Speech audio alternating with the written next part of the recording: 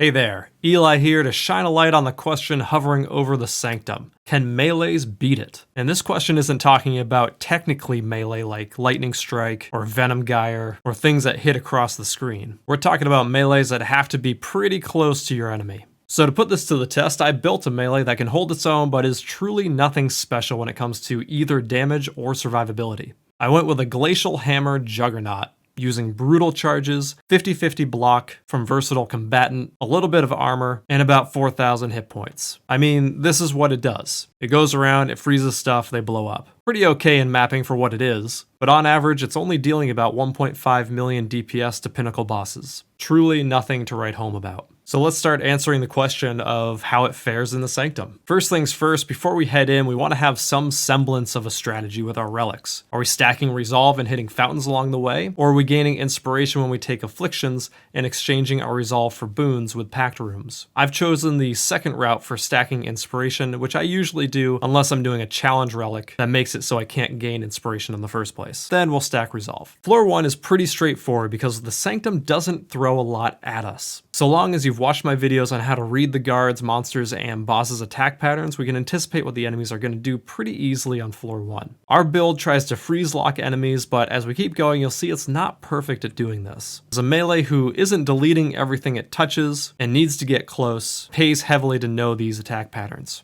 As a melee, we definitely want to keep an eye on this Undying Archmage. Some of you will remember he's high on my list of guards that need to die quickly, and we'll see a little bit more of him later on. There's nothing too notable about floor 1, except for the fact that we don't really get any boons. The only thing we got here was getting the duplicate reward boon, so it really doesn't affect how we play the Sanctum. As you're seeing here, we aren't able to freeze the floor 1 boss, but we can slow him down a bit. Because I'm familiar with his moveset, it's really quite easy to just move around him and dodge his attacks. Nothing too important happened on floor 2 either in terms of boons. I actually forgot to record it on the original run, so I did another one right afterwards so that I could get the arena fight and the boss fight. The arena room on floor 2 requires us to be patient and keep the timing of the skull in the back of our mind. A crucial tip with the skull beam is that it gets slower the closer the beam gets to you. Use that to your advantage. It's designed partially to scare you into making a movement mistake. Don't let it. It's not that fast as long as you don't take the increased attack speed affliction, which of course is very high up on my do not take list. Besides that, we want to identify the guards that spawn in each pair and figure out which one needs to die first. If they're both dangerous guards, then consider trying to split them apart. Maybe one of them is the Undying Archmage or a Crimson Archmage that doesn't really move around a lot, and the other is maybe the Blade Dancer, which will absolutely follow you. Lure one away so you can deal with them one at a time. And in case it's helpful, the skulls have a 1.5 second cast time, a 3-second duration,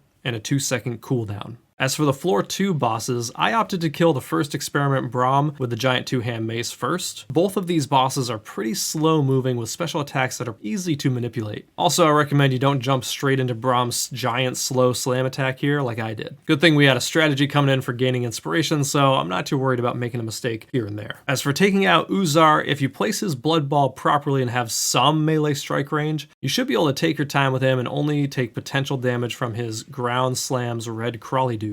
You see those little red things? Yeah, they crawl around randomly, so they can tag you. On floor 3, let's go ahead and skip to the room most people are going to be interested in, the INFERNUM. This is the arena room with 2 skulls separated by a wall. A little trick here to remember is that you can jump over the backside of the skull, and you've got to keep in mind the guards that have off-screen attacks, like the Templar Marksman, the Blade Dancer, as you can see here. See how I couldn't see him? I lost track for a couple seconds while his Blink Strike was on cooldown, and then it came off cooldown and I got punished hard for it. Move in circles, and if your build, like this one, doesn't do a ton of damage, be patient. Patience wins. Let's take a look at another instance of this fight. I don't want to repeat what I've gone over in my other 2 guides about the enemies in the Sanctum, so I'm going to assume that you've watched that. We got a few Crimson Archmages on this one and Undying Archmage. The Undying and Crimson Archmages both are high on our kill list because of their ability to deny space. The Deathly Archmage doesn't give this build a lot of trouble because of its ability to freeze. but his attacks can do a fair bit of damage, especially if he gets to do his long icicle line special attack. And also there's a couple strange things about freezing the guards here. One of them is for the Entombing Warden. If you freeze them during their normal attack, they'll spin with you even while they're frozen, which is a little bit unnerving because you're not quite sure if they're gonna unfreeze and shoot, so it's kind of weird. And the Crimson Archmage, if you freeze him while he's casting his AoE Triple Blast, it causes the graphic to stay on the ground forever as far as I can tell. The bottom line about this arena room as a melee is you've really got to know your guards and understand their attack moveset.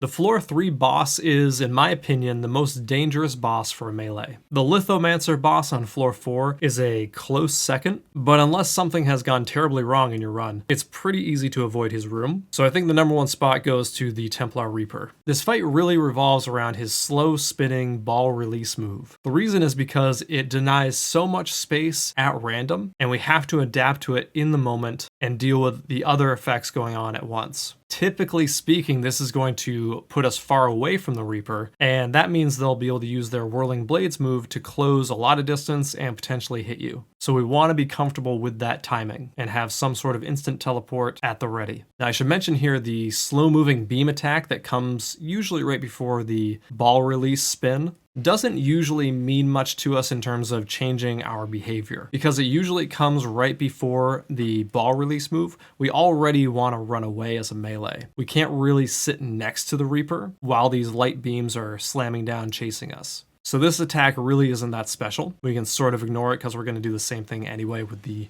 ball release. Besides that, we have the crisscrossing beams, which are really a mechanic designed to try to make us panic. And again, we really want to be comfortable with mechanics that are designed to make us make a mistake, because that's really all they do. These crisscrossing beams are active for a very short period of time. We have a lot of heads up as to where they're going to be and when they're going to detonate. Just don't panic on these. And so that leaves the Templar's normal melee attack and the charge up slash. Both of these attacks we can move around them, and we really want to deal damage while they're doing this. This is our primary damage window. Otherwise, we're just avoiding their attacks. So again, be patient. Get comfortable and be prepared to dodge the Whirling Blades attack after the ball release and punish the boss whenever they do the melee attack and the charged up slash. Now, floor 4 I found is where things start to get more consistently interesting or difficult for melees. We're often confronted here with 2 guards and a monster or 3 guards. See here, we know there's a monster because we see them, and there's 2 additional guards up in this room. And like I've said in other videos, what we're going to do here is we're going to jump and frostblink to get behind whoever the guards are. This should save me from almost any potential attack coming at me. It's faster than the marksman's normal shot, which is actually here, and if a blade dancer was there, their blink strike animation would have already started, meaning they would miss me, and the Undying Archmage's lightning tickle would also miss. There's nothing else the guards could throw at us that would hit this leap slam into Frostblink. So that's a strong movement combo I used throughout. Now, you know the one thing I kept in mind during this first run? The Desecrated Crypts on floor 4 is the no barrier arena. I really didn't want to go in this room on the first time through, so I didn't. And that goes back to my first video on the Sanctum where we talk about proper pathing. It's always better to pick the path that has the most options for room paths available to it. This allows us to avoid the Mausoleum, which is the Lithomancer room boss, and the arena room most of the time. But on the second time through, I decided to go into the Desecrated Crypts because I thought you guys would want to see that. And so while we watch me take on one of those rooms, I'm just going to talk a little bit about it. I'd say first and foremost, the number one thing to remember in these arena rooms is that guards spawn in pairs. So identify the guard that needs to die first and get that feeling of the skull beam in the back of your mind. Speaking of the skull beam, keep in mind, the closer the beam gets to you, the more it slows down. So your focus really needs to be on the guards, and in the back of your mind, you're watching the beam. So long as you have an instant teleport of some kind ready, either Flame Dash, Frostblink, you should be fine to clear the distance over the beam whenever you need to. And something I don't do enough of in the Sanctum is using my flasks. Guards actually give a lot of flask charges, and so especially in an arena room, it's probably worthwhile using some of your flasks to burn down any guards in particular that need to die. Now, Entombment on floor 4 is the entire reason you should bring a totem skill of some kind on your run. That's because these molten orbs get blocked by totems and allows us to easily get to these side jump areas where we can progress forward, place our totem down in front of us again, take a breather,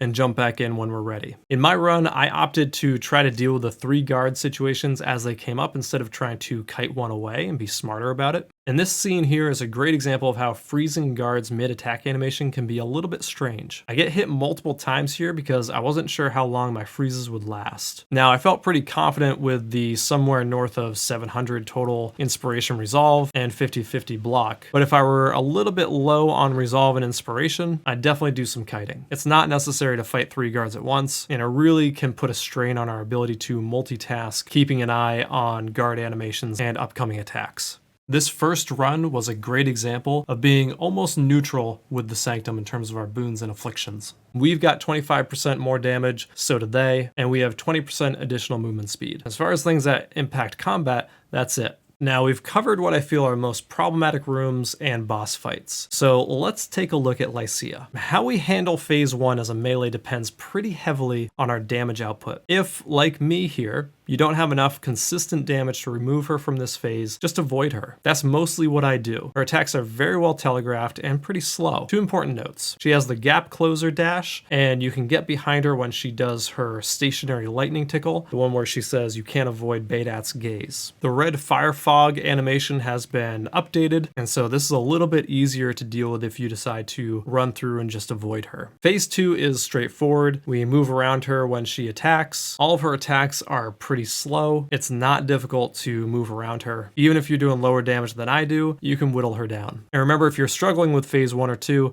I highly recommend checking out my video listed in the comments below where I go over the attack move list for everything in the Sanctum. Now let's break down the thought process in phase 3 as a melee. First, we always want to be ready for the You Will Know Pain wind attack. This is a quick, multi-hitting move, and we want to be ready to either Frost Blink or Flame Dash through her to the other side, or already be moving out of the way when we think she's going to attack. Secondly, we want to give Lycia some respect despite how slow her attacks are. The safest way to fight her as a melee is to damage between animations. Her Big Red Slam, where she says Inevitable, her Wind Attack, Swift Death, all these have a fair amount of cooldown to their animations. That's when we want to hit her. The question you also need to ask yourself with this fight is whether you're comfortable with her Red Lightning Storm attack. And by the way, this attack was updated yesterday, so we're going to look at that one in this video. Look at that. Man, that's so much easier to see where the holes are. That's a nice job by Grinding Gear's art department. And now that the Lightning Storm is even easier to see and deal with, it's my professional opinion that the Sanctum is absolutely melee friendly. Even garbage melee friendly, which this build I think fits into. The only thing really notable about this build is the scepter I'm using. It has about 470 physical DPS, and I spent 2 divines to buy it. 2 divines. I mean, that's because nobody is making a melee physical scepter. It's super off meta. And other than that, I am using Expedition's End, but it's really not necessary. And it doesn't have a huge impact on the Sanctum itself. What I'm trying to say is a couple divines invested in a off meta melee build, and we're comfortably taking out area level 81 plus Sanctums. And that's it for this video. I just wanted to go over the highlights of my run to show that melee builds can absolutely do the Sanctum. But I'm curious if any of you guys out there have any melee builds or builds in general that you're really struggling with the Sanctum. I've heard things about RF, but I think after watching this video and checking out the attack list guide that I have, if you haven't already, I think those of you that might be struggling with it might have a new perspective after this one. And in a few days here, I will post an entire run for this build so you can see start to finish how we did it. So be sure to like and sub for that. And as always, this is Eli signing off.